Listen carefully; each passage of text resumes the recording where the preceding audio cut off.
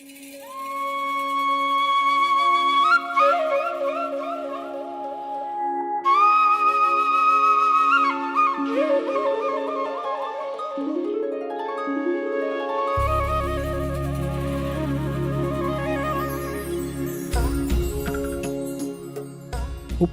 ಮೋಹನ್ ಸುಗಮ ಸಂಗೀತದ ರಾಯಭಾರಿ, ಸುಗಮ ಸಂಗೀತ ಲೋಕದ ಹಳೆಯ ಮತ್ತು ಹೊಸ ತಲೆಮಾರಿನ ನಡುವಿನ ವಿಶಿಷ್ಟ ಕೊಂಡಿ.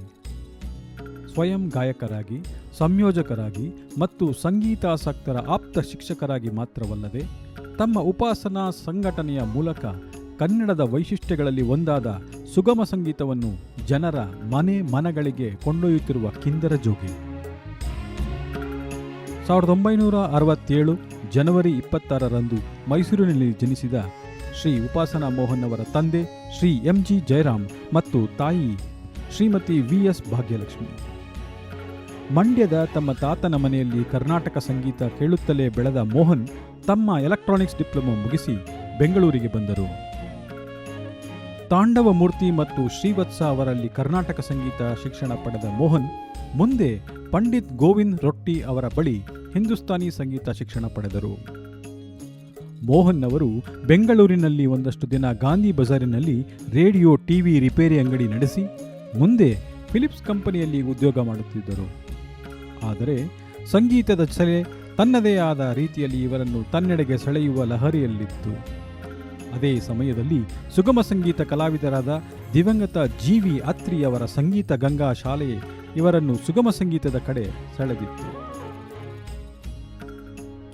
ಮೋಹನ್ ಅವರು ಮುಂದೆ ಅದೇ ಶಾಲೆಯಲ್ಲಿ ಪ್ರಾಧ್ಯಾಪಕ ಮತ್ತು ಪ್ರಾಂಶುಪಾಲಕರಾಗಿ ಸಹ ಸೇವೆ ಸಲ್ಲಿಸಿದ್ದು ಸುಗಮ ಸಂಗೀತದ ಒಲುಮೆಗೆ ಹಿಡಿದ ಕನ್ನಡಿ.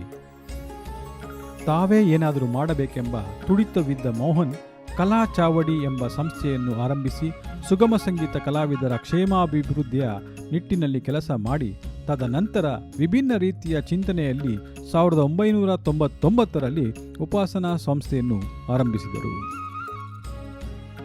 ಹೀಗೆ ಆರಂಭಗೊಂಡ ಸುಗಮ ಸಂಗೀತದ ಉಪಾಸನೆ ಅವರ ಈ ಸಂಸ್ಥೆ ಇಂದು ಹೆಮ್ಮರವಾಗಿ ಬೆಳೆದು ವಿಶಾಲ ವ್ಯಾಪ್ತಿ ಪಡೆದಿದೆ.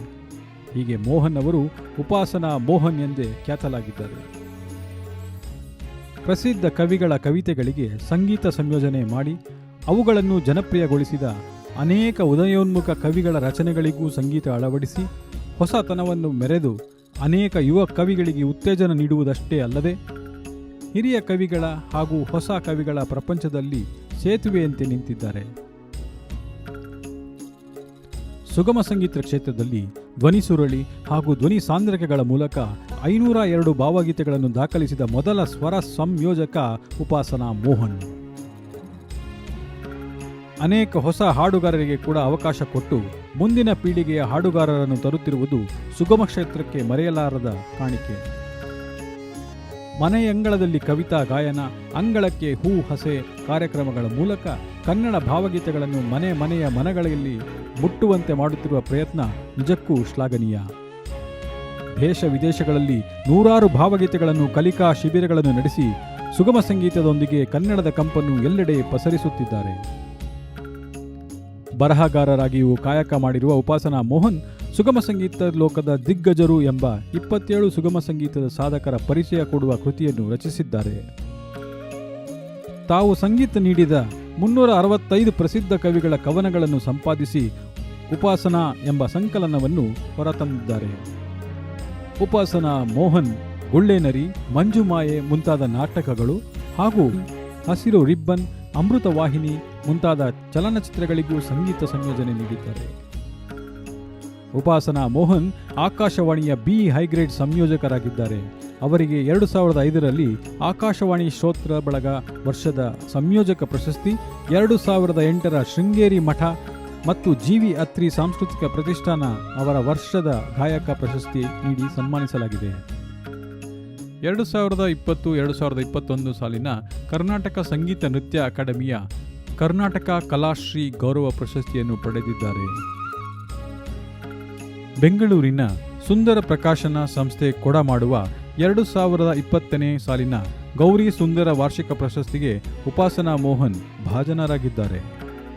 ಕನ್ನಡದಲ್ಲಿನ ವಿಶಿಷ್ಟ ಪ್ರಕಾರವಾದ ಸುಗಮ ಸಂಗೀತ ಕ್ಷೇತ್ರದಲ್ಲಿನ ಅವಿರತ ಸೇವೆ ಹಾಗೂ ಕೊಡುಗೆಯನ್ನು ಪ್ರಶಂಸಿಸಿ ಕನ್ನಡ ಸಂಘ ಸಿಂಗಾಪುರವು ಶ್ರೀ ಉಪಾಸನಾ ಮೋಹನ್ ಅವರಿಗೆ ಸಿಂಗಾರ ಕಲಾರತ್ನ ಎಂಬ ಪ್ರಶಸ್ತಿಯನ್ನು ನೀಡಿ ಗೌರವಿಸುತ್ತಿದೆ. ಒಂದು ಕನಸಿನ ಹಿಂದೆ ಹೂವಂಥ ಮನಸ್ಸು, ಒಂದು ಕನಸಿನ ಹಿಂದೆ ಹೂವಂಥ ಮನಸ್ಸು, ಕಣ್ಣೀರ ಕೊಳದಲ್ಲಿ ತಾವರೆಯ ಕನಸು, ಕಣ್ಣೀರ ಕೊಳದಲ್ಲಿ ತಾವರೆಯ ಕನಸು, ಒಂದು ಕನಸಿನ ಹಿಂದೆ ಹೂವಂಥ ಮನಸ್ಸು.